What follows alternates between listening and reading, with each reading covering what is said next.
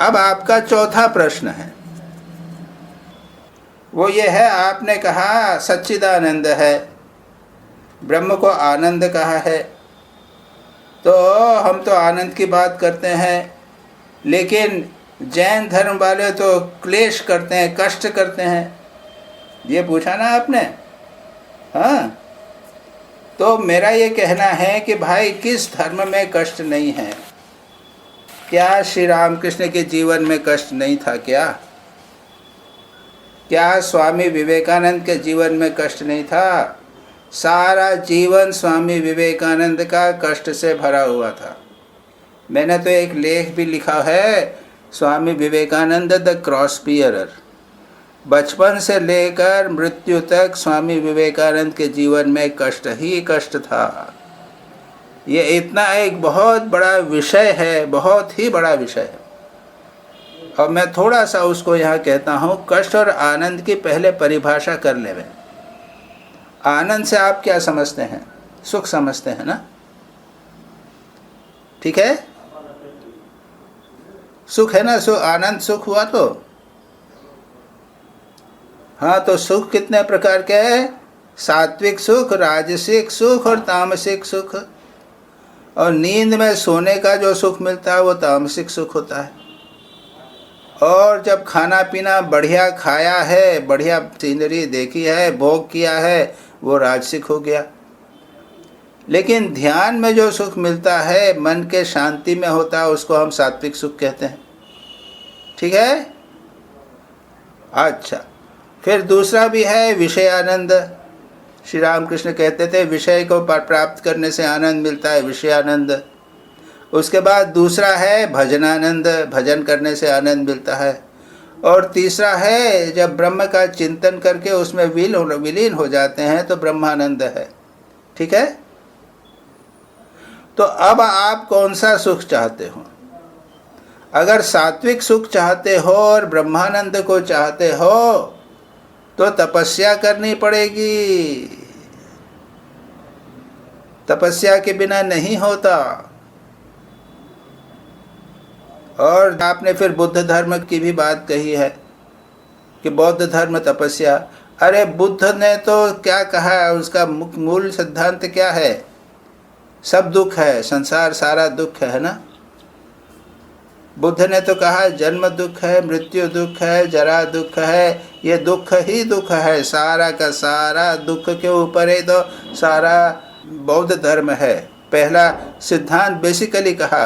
और हम मान रहे हैं, दिलीप भाई बोल रहे हैं कि संसार में तो सुख है। श्री रामकृष्ण तो सुख में रहते थे। अरे श्री रामकृष्ण कितने घंटे सोते थे आपको मालूम है?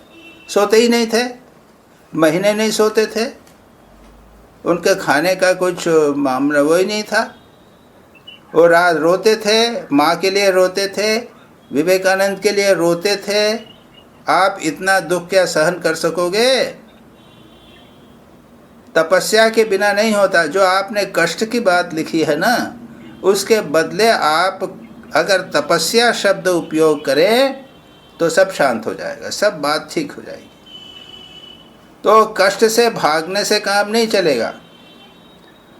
और ये जो वैष्णव धर्म की बात करते हैं ना, तो ये तो बाबा 14 प्रकार के पकवान बनाएंगे और कृष्ण भगवान को चढ़ाएंगे और मज़े से खाएंगे।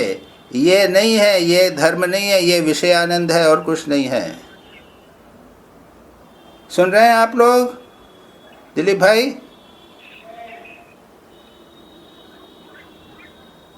हैं?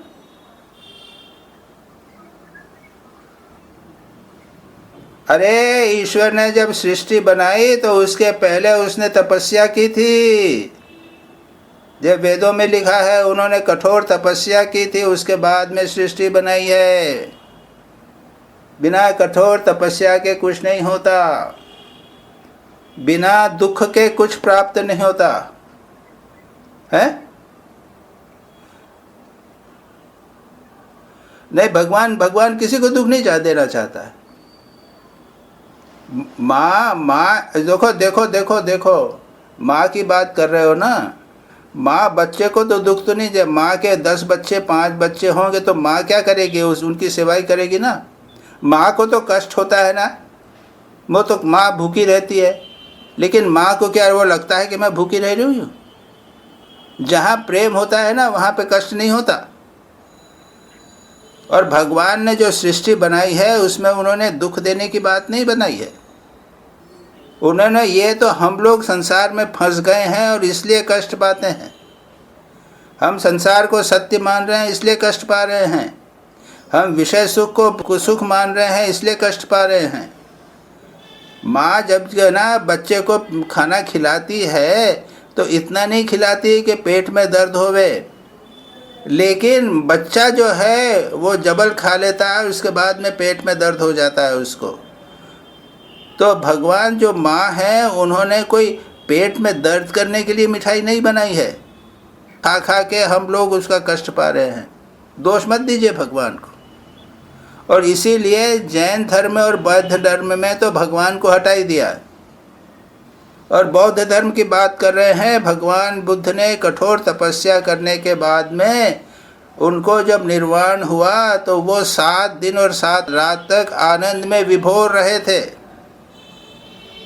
जैन धर्म में भी आप कहते हैं कि लोग इतना कष्ट कर रहे हैं, इतना कष्ट तपस्या कर रहे हैं, उन लोगों से पूछिए, वो लोग नहीं बोलते। अरे मैं तो इतने जैन संत साधुओं के पास गया हूँ, मैंने कितने प्रश्न किए, एक ने मुझे कभी भी नहीं कहा कि तुम उपवास करो। एक ने नहीं कहा।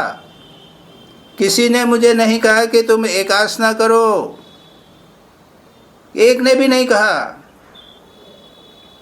अरे जैन धर्म में तपस्या दूसरे प्रकार की भी है। ध्यान तपस्या है, स्वाध्याय तपस्या है, सेवा तपस्या है, विनय तपस्या है। ये भी जो है आंतरिक तप हैं, ये अधिक महत्व के हैं। ये तो जो लोग समझते नहीं हैं जैन धर्म को अच्छी तरह, जो सेठ लोग हैं ना जैन, वो वर्षी तप करते हैं। साल भर का तप उपवास किया, मालूम है ना, वर्षी तप नाम सुना होगा, देखा होगा। हाँ, और वर्षी तप के बाद में मैंने तो देखा था एक माता जी, एक जवान थी, वह 25-30 बरस की होगी, वर्षी तप किया। जिस दिन पारना था उस समय उसको उन्होंने कितने बढ़िया जेवर और बढ़िया साड़ी इत्यादि पहनाया था। तो वो आसक्ति नहीं जाएगी, पैसे की आसक्ति नहीं जाएगी। और मैंने उससे पूछा माता जी से, आपने आचारांग पढ़ा क्या? सूत्र आचारांग उसको नहीं मालूम कुछ भी। स्वाध्याय नहीं करेंगे, ध्यान नहीं करेंगे, जो आंतरिक तप है वो नहीं करेंगे, बाहरी तप करेंगे। ये इससे आपको जैन धर्म की यानी बदनामी हो रही है कि जैन तपस्या कष्ट करते हैं, कष्ट पाते हैं। पैसे से कभी आसक्ति कम नहीं होती, कुछ नहीं होता। तो जैन धर्म में मानसिक तप को अधिक महत्व दिया हुआ। अच्छा, आपने फिर वैष्णव की भी बात कही है कि वैष्णव तो आनंद में रहते हैं और ये जैन धर्म तपस्या होते हैं। अरे वैष्णवों में चैतन्य महाप्रभु की बात लो, रूप सनातन जीव गोस्वामियों की बात लो। सारा जीवन उनकी कठोर तपस्या में बीता है, याद रखिए। तो ये बाहरी दृष्टि से दिखता है कि मज़ा आ रहा है, खा पी रहे हैं, ये तो वैष्णव लोग तो इतना सब रहते हैं, बढ़िया है। उससे कुछ नहीं होता, आध्यात्मिक दृष्टि से कुछ नहीं होता। वो आप सिर्फ ये विषय के स्तर पर ही बने रहते हैं, और आनंद का स्तर जो है, आध्यात्मिक आनंद का स्तर, वो आपको प्राप्त नहीं होता, याद रखिए। तो कभी कंफ्यूज नहीं करना इस चीज़ को। और मेरी पुस्तक है दिलीप भाई, आनंद की खोज, उसके अंदर दोनों हैं। आनंद की खोज भी है और दुख निवृत्ति का लेख भी है, उसको भी पढ़ लेना।